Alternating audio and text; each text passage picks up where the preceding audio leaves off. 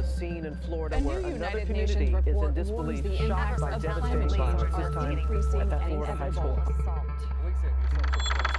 A new report is highlighting the horrors undocumented women are facing as the number of coronavirus cases now ticks up. We have more questions about how we can protect just released show that on any given night in Pierce County, what are you watching there?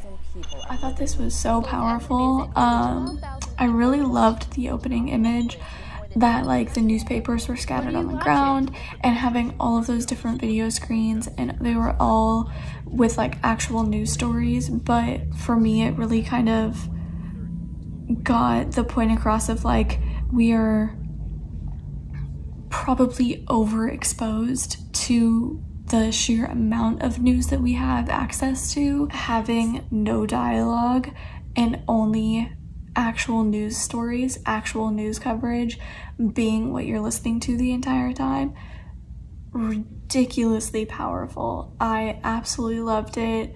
And having her like seeing everything, evaluating what she's saying, taking it all in, and then choosing to literally take action. She pulls action off the door. I loved it. I thought it was so well done.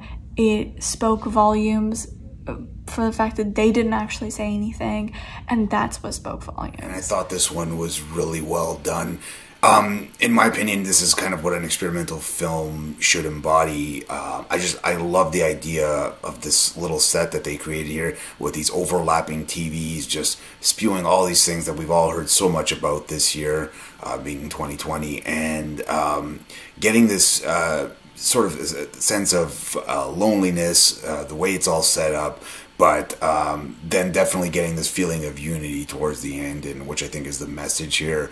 It's just, yeah, really smartly done. I enjoyed it. It's worth checking out. It uses powerful imagery to tell the story of now. It is the story of today, of looking right outside your window or on your social media or talking with your friends and family. It is all of those stories encapsulated into just under 6 minutes.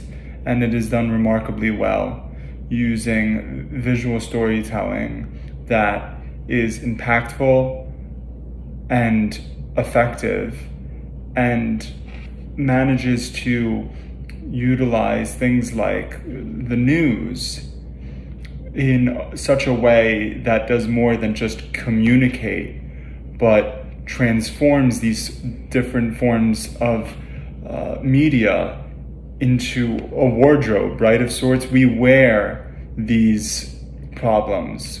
They are inherently a part of us in one way or another. And because of that, we need to take action. And that's what we see done at the end by the young girl who takes the Post-it with action written on it. She's moving forward not to simply be idle in what some may argue could be her privilege, right, because she is white. She's no longer simply going to do that. She's going to move forward and take action, which I think is an important call that we all need to hear right now. So I thought it was beautifully and very effectively advocated for in this short. Very well done. It's a very strong film. Seeing everything in the news at the same time is definitely scary, and it shows just how much our country and other countries, our nation, is going through.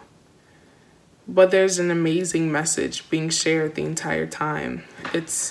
Although it might be scary and we might want to run away from everything that's happening, we have to acknowledge it. That's the only way that it can be changed.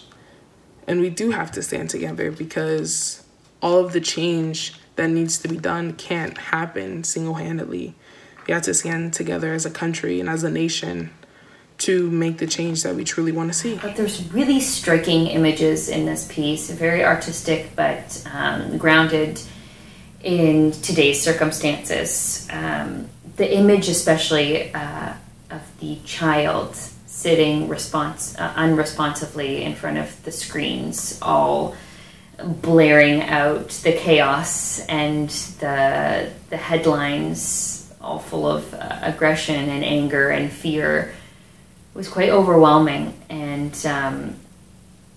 I thought a really beautiful image from the piece as well was the reflections and the sound of headlines, but on human faces. So you got to see the face behind the headline, and a neat image to connect to the people that you see on the street, connect to the folks that are enduring this, and it's not just a news headline. There's real world consequences, and I thought that this piece captured that really well. The set was pretty neat. Dark room with only newspaper clippings and the news on, and I thought it was intriguing when she met the young boy and then he disappeared. The sound mix was devastating but hopeful. Devastating news covered by a hopeful xylophone-esque chime. I love how these young adults lift their heads and open their eyes with war paint on their faces. And I also got goosebumps when the woman in the green dress took action. A lovely idea, and even lovelier in practice. I think it was really well done and really well executed. It's something that is very thought-provoking and very almost disturbing, because it's something that we see every day where we all watch the news and then one day we actually might be in the news. And intelligently pulled together. I thought they did a great job editing and pulling the footage to tell the story, and thought it was quite impactful. Yeah, I really loved the production design of this. I thought it was super creative and really interesting, and you know, it helps just nail the focus of exactly what we should be looking at, experiencing. I feel like it takes a very strong filmmaker to be able to lead people down a path, and I feel like the director and everybody who made decisions in this really nailed that, and should continue on their journey as a filmmaker, because that's a very special skill, and and I think that there were just a lot of aspects of this that were nailed. I love the projection on people, the superimposing of that was very visually compelling and strong, so I really dug it. Great job.